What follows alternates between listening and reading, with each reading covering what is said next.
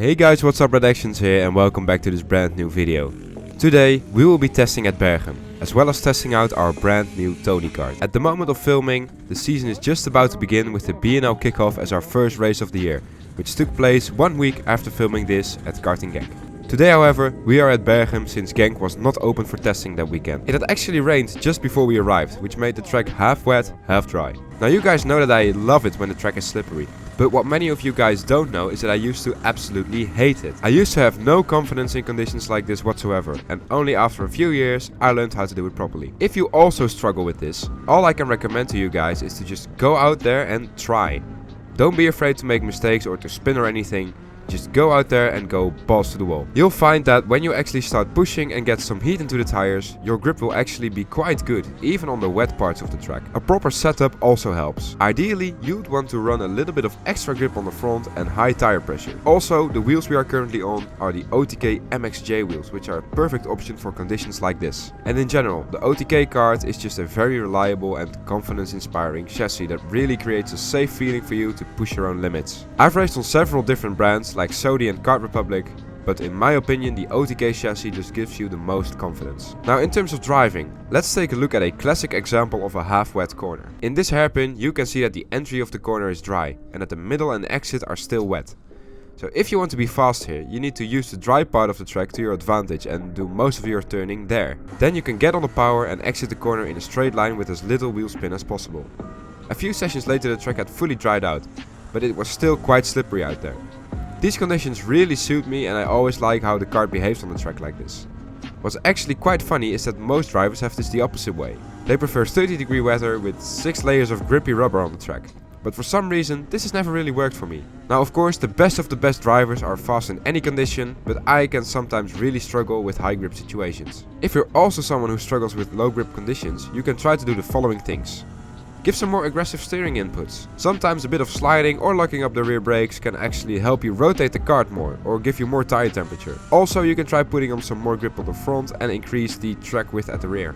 That will give a more stable kart, which will give you more confidence. And again, the OTK MXJ wheels are perfect for low grip conditions and they work under basically any type of kart. It is time to test our brand new Tonykart 401RR. aka the newest Tonykart you can currently get. And what better way to introduce this new kart to the channel than to immediately go flat out with it.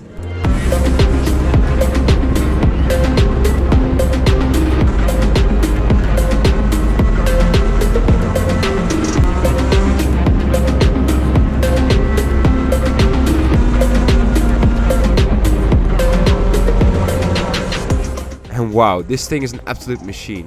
It might look very similar to the previous kart, but let me tell you, it does not feel the same at all.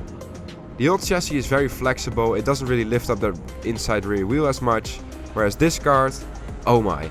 Every time you turn the wheel you feel your bum come up by a few centimeters. Another really big difference is how easy the kart lets you be in control. The old chassis wants to fight back at you sometimes, slightly punishing you for pushing too hard or sliding at the rear under braking or stuff like that. But this thing just does everything you want it to do. It really does feel like a totally different kart, even though they are virtually the same with only minor differences to some of the tubing. Now the big question, is a new kart faster? Well, in my opinion the answer to that question is not necessarily. I know that this answer is a little bit anticlimactic, but that's really just the way it is. Yes, a new kart is slightly easier to control, but that does not mean that it is automatically faster by 2 or 3 tenths a lap. The biggest difference will always just be the feeling, and it's basically 99.9% down to the driver. As Kieran from my Discord server would say, kart is kart. By the way, you should join the Discord server. It's pretty cool. And after some installation laps, I came into the pits, only to learn that we went a whopping full second quicker than the previous session. Does that mean that we will now dominate all the races I enter? No. It means that the new tires we put on worked really well. And that the track also got a little bit quicker. Now in retrospect, if I'm completely honest, I think that in our situation, the new chassis is about 1 to 2 tenths quicker than my old one. Again, this is just what I think and it might be different when you buy a new kart yourself. After some more laps, the initial test is over and the overall feeling is good. This thing is absolutely on rails and I feel very confident behind its wheel. One session later, the day is already nearing its end. The perfect opportunity to thank all of you guys watching for the support you have shown over the last few weeks. On the last video we gained nearly 100 subscribers, which is quite a lot for my videos. Let's break that record for this video, so make sure you guys hit those like and subscribe buttons, it helps me a lot when you do that. As a thank you, here's a pretty smooth lap from my POV.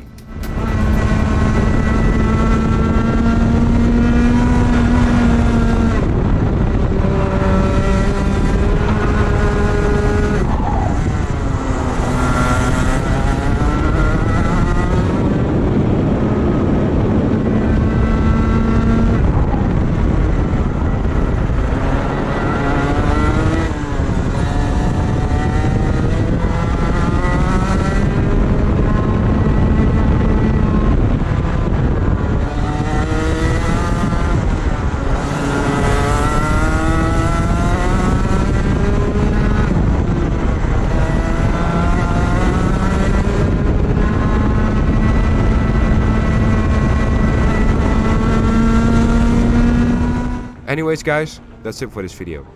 Make sure to stay tuned because next week, time for the BNL kickoff. Peace.